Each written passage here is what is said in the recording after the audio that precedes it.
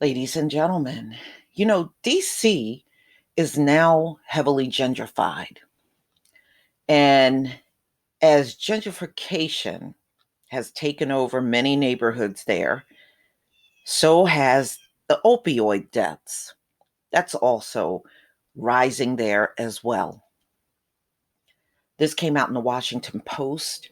DC opioid deaths are surging again, reversing previous year's decline. So, yes, these folks are gentrifying the neighborhood and bringing their opioid addiction with them. So, this is January 31st, 2020.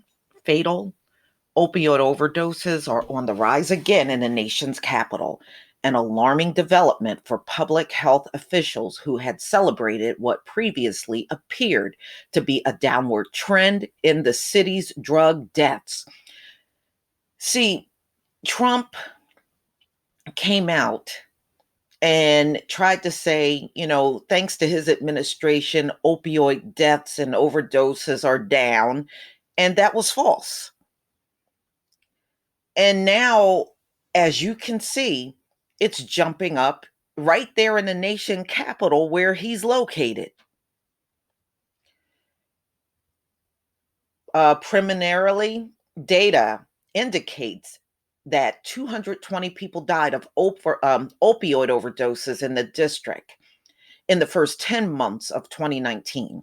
If that fatality rate holds for the final 2 months of the year, which are still being analyzed, the district will log more than 260 fatal opioid overdoses, a 24% increase over 2018.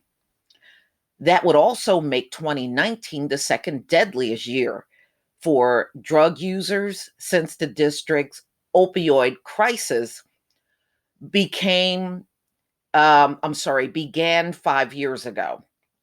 So, ladies and gentlemen, this plague did not go anywhere. It did not go anywhere. And if you remember, Kellyanne Conway took over the commission and noticed there's absolutely no change in the number of deaths and the number of people on opioids. It's still as high as ever. The increase comes despite efforts by the administration Mayor Muriel E. Bowser to step up the city's response to fatal opioid overdoses, launched last year as part of a long awaited strategic plan to fight the plague. It also comes amid unprecedented cascade of federal dollars into the district, which has been awarded more than $50 million over 2 years by the Trump administration for anti-opioid initiative. Now, it's amazing. They got all the money in the world to pour into a drug addiction they can't beat. See, you don't let millions of people get on these opioids all around the country. And now you have no way of controlling it. But you notice they got all the money in the world to throw at this addiction.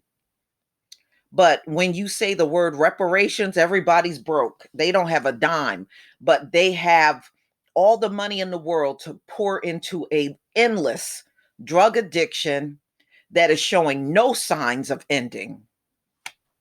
In fact, it's morphing into other things like meth is on the rise. That's another epidemic going on in the country.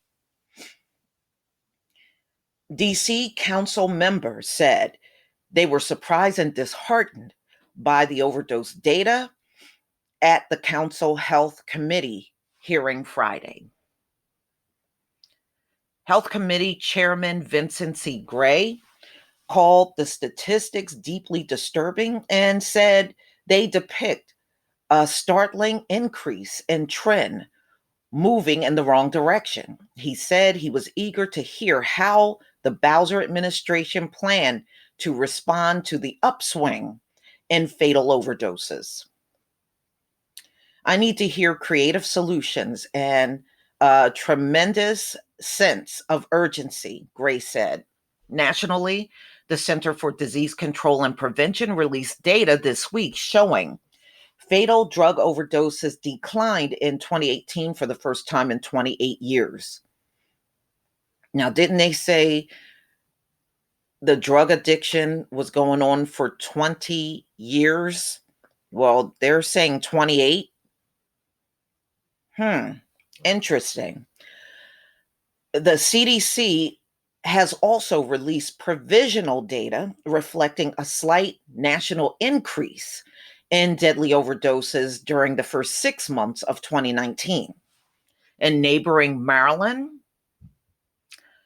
statewide opioid-related deaths declined during the first 9 months of 2019 compared to the same period the previous year. However, deaths increase in Baltimore, a city that, like the district, has been devastated by fentanyl. The district was spared the worst of the early waves of America's long-running opioid plague, when the abuse of prescription painkillers led to exploding overdose rates. In the beginning of 2015, the city was hit hard by the synthetic opioid fentanyl.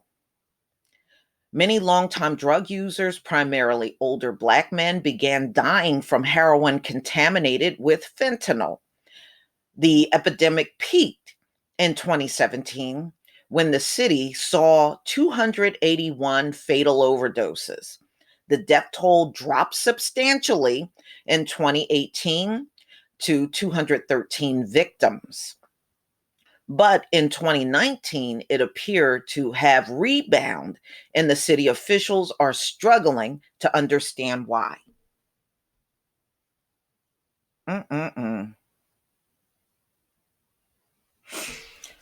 So, ladies and gentlemen, they're saying that the deaths are appearing where most of the victims are between 40 and 59 years old. And the number of deaths are also between 60 and 79. Wow. 60 to 79 years old has already surpassed the 2018 total. Wow.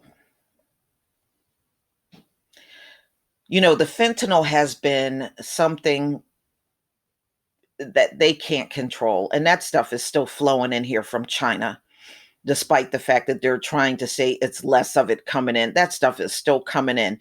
And you got to also count all of the fentanyl that's coming across the border from Mexico. And actually, it's coming in from Canada too. It's coming from everywhere into the US, including the islands, Dominican Republic. A lot of those drugs are coming in from there to the US. The US is getting slammed with all kinds of drugs coming in. And the DEA has been around for over 50 years. And what have they done to stop all these drugs from coming in, really?